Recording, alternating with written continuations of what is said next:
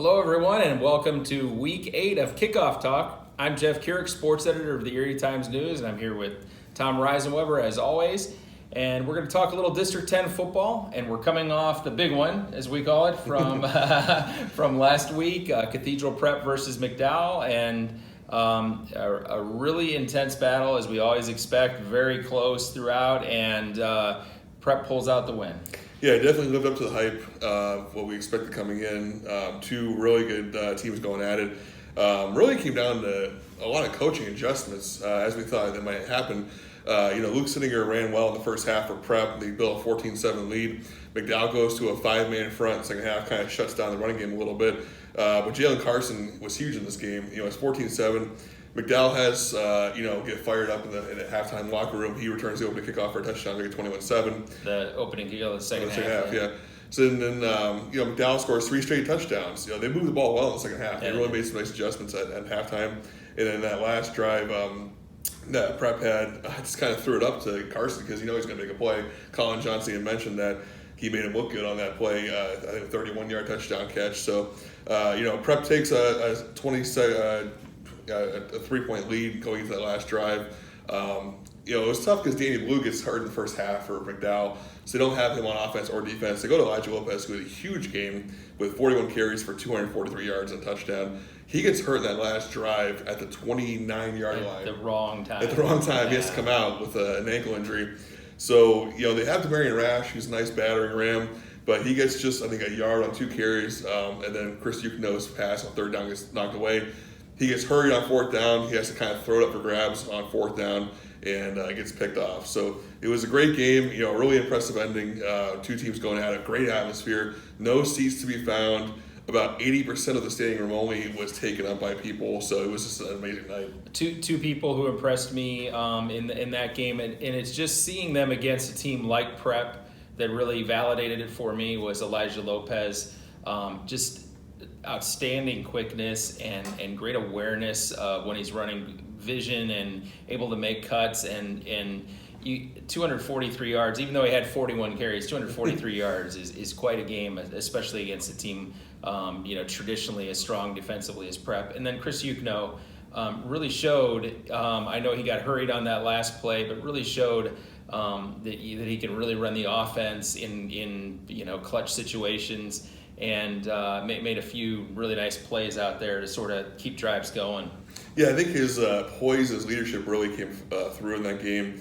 The drive where McDowell took a 26-21 lead, he had a great play fake when the whole defense was going towards Lopez, and he went down to about the 2-yard line, and then he punched in later on with he got stopped basically at the 1 and reached over with his left hand to put the ball on the goal line. So his poise really came through. He really had a great game for McDowell. I agree. And Colin Johnson continues to be very steady and really utilize their athletes. Jalen Carson had 2 long touchdown receptions. He had a 57-yarder in the first half.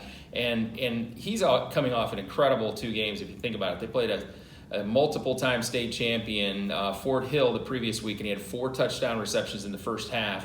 And then against McDowell, he gets 2 long touchdown receptions and a kickoff return. So Jalen Carson is obviously stamping himself as one of the premier players in Western Pennsylvania right now. Yeah, we talked about going to the Fort Hill game that the key would be if he's healthy, and him being healthy in these last 2 weeks have been huge for Prep to pick up 2 big wins.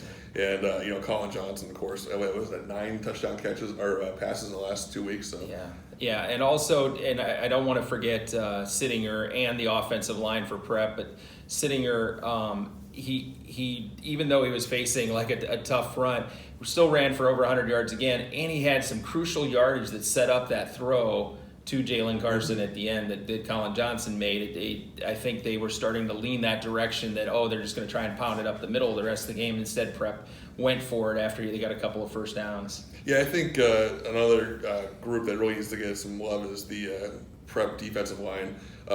Severely undersized compared to the McDowell offensive line. They really kind of hung tough.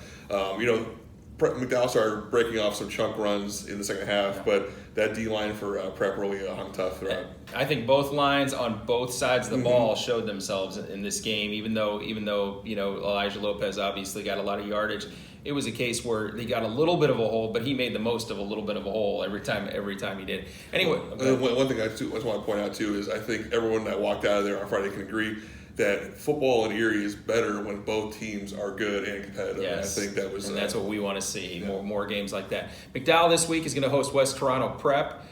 Prep is going to, on Saturday, visit Canisius, so that they're going back up to New York. Erie as well is going to be back in action, and they're playing on their turf for the first time. Yeah, first and only time against St. Joe's. It's going to be homecoming. It's going to be senior night. And it's on Saturday night. Saturday night, 7 o'clock. And it's going to be nice for them to not only get their home field back, but they're going to be playing for a D10 title there in 3 weeks. Yeah. So it's going to be good for Erie. They're looking to bounce back. It's a tough loss to Canisius. Just watching the film, I thought they were in that game for the most part. Just made some mistakes that you can't make in week 7. Some turnovers, some bad penalties. So losing J.J. Woodward in the first quarter, I believe, was not helpful. So hopefully they can get healthy. I mean, I was talking to Coach Matz, they're still beat up right now. That it's gonna be tough for them to hang tough anymore. Before we talk about the big region battles this week, I want to turn our attention toward the second consecutive week with an unbelievable individual performance. 2 weeks ago, you mentioned J.J. Woodward had 8 touchdowns and 52 points, both Erie County records. Last week, Steve Smith of Mercier's Prep, who'd had the week off the week before because Fairview had forfeited their game, ran for an Erie County record 508 yards on 27 carries and also had 8 touchdowns. All of his were on the ground, which is an Erie County record, and he had 50 points because he had 1 2-point conversion, fell 2 points short of the new record that Woodward set. And 2 jerseys. Jerseys. It's so hard to bring him down that UNC was trying everything they could, and I think they ripped his jersey by that second drive, so he's wearing a different jersey. But Steve Smith, unbelievable player. And I believe Woodward's also a junior too, so those two are really kind of the next thing for next year. Both with 8 touchdown games this year, but Steve Smith is just so hard to bring down. You watch the film on him, and he's just such a battering ram when he gets going. So there was a couple touchdowns he scored where I think UNC must have had at least 8 guys on him at one point and just couldn't get through it. So he's just doing an amazing job, and he's an X factor. We saw it when they lost Hickory.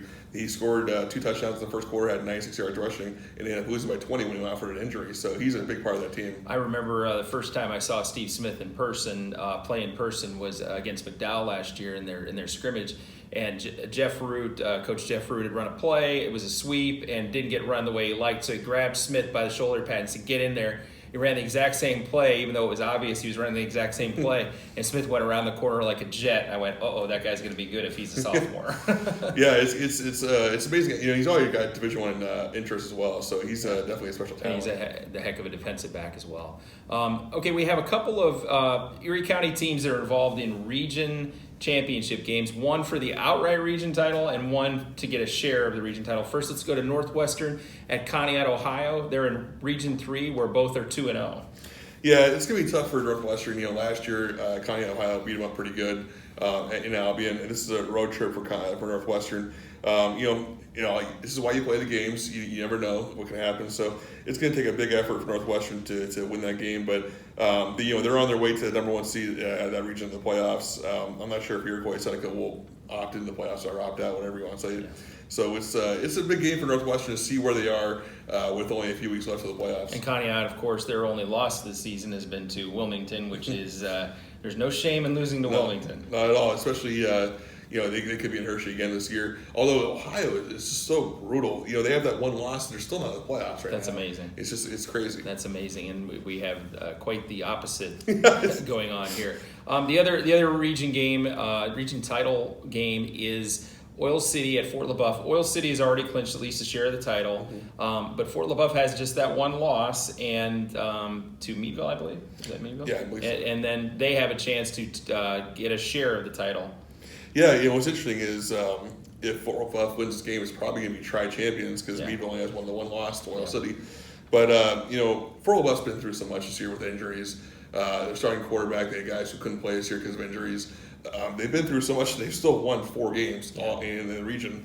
So it's going to really be good coaching job by Jeff Nichols done a great job. Team together. Yeah, and they've done just an amazing job staying in this region race. So even if they lose this game, they're going to be in maybe their playoffs don't really matter. They're going to play prep that seeds don't matter. But Oil City, they keep hanging on. They keep winning these exciting games at the end. Yeah. Doing a great job. That's what you have to do. You have to win the close games. They're undefeated at 7-0. And I saw you posted on film Noah Petro. Sorry.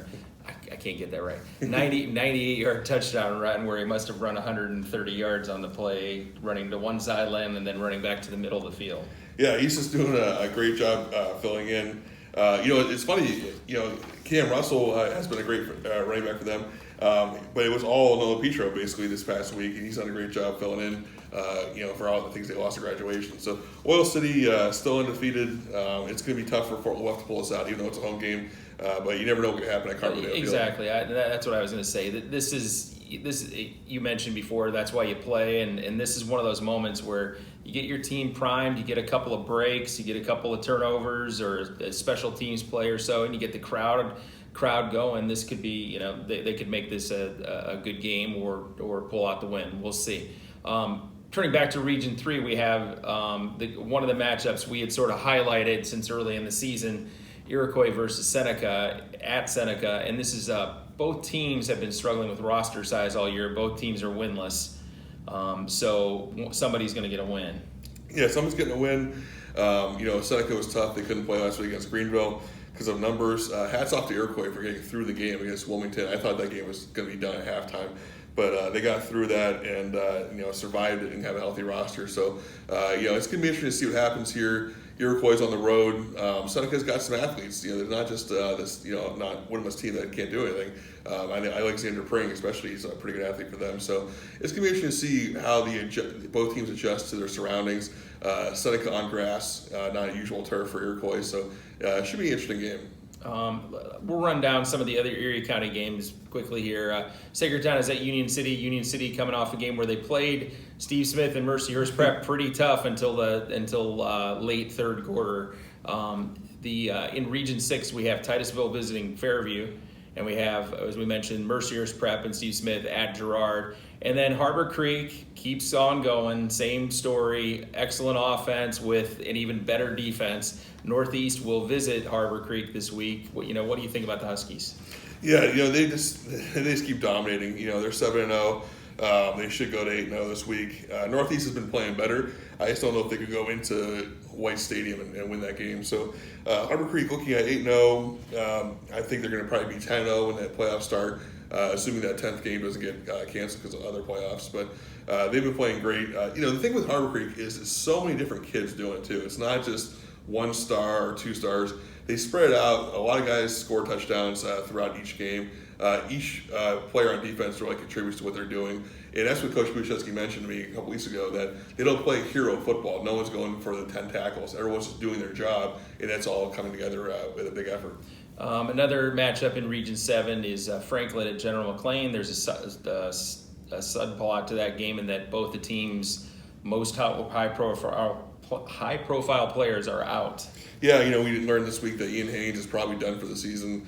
He still has to get an MRI on his shoulder, but he injured it last week, and it's at least a sprain and possible tear of his labrum. And Ian is Franklin's record-setting quarterback, most yards ever in District 10. Yeah, we have him with 8,886 and then 88 touchdowns, which give him the most yards in District 10 history and the second most touchdowns.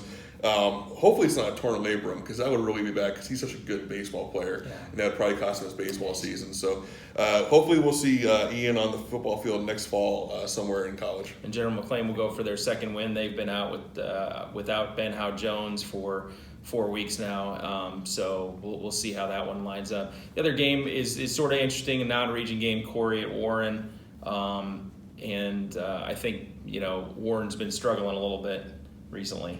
Yeah, it's 2 teams you can't really figure out. Sometimes they look really good, sometimes they don't look so great. Warren... Oh, I take that back. They beat General McLean last week. Yeah. I apologize. But Warren, they got 4 wins this year. I guess they're kind of the team you wonder, are they going to opt out of the playoffs or not? If they do, we have probably just a 5A championship. I think with Ian Haynes out, Franklin probably opts out. Jeremy McLean, I would imagine, would opt out. So you have Oil City versus Meadville for the championship. Maybe Warren stays in and gets a semifinal against Meadville, but that game really didn't go well when they played each other. Corey, kind of the same thing. They're on the brink of being eligible for the playoffs. Don't know if they're going to get in the playoffs, if they're going to stay in or not. But big win over Fairview last week. That game was close in the third quarter. I think it was 21-12, and then Corey pulled away. So, it's going to be interesting to see what happens with this kind of not backyard brawl, but kind of close. Corey and Warren are not that far apart, so it should be an interesting game. If we turn to the south, we have a couple of regions in Mercer County area that have very interesting games this week. Well, first is Region 1, Reynolds at Farrell. Farrell's won, 5 in a row now since losing their first 2 against pretty good competition. All 5 shutouts, too. Yeah, all 5 shutouts. And then Reynolds, who's had a heck of a season other than one loss to Maplewood, I believe. Yeah, if there's a team that could beat Farrell at Reynolds, this might be it. Or they have to at least try and prove that. Farrell's been so dominant for years. Reynolds has been really good this season. That's going to be a great game. That's the de facto Region 1 championship because it's the last game for that region.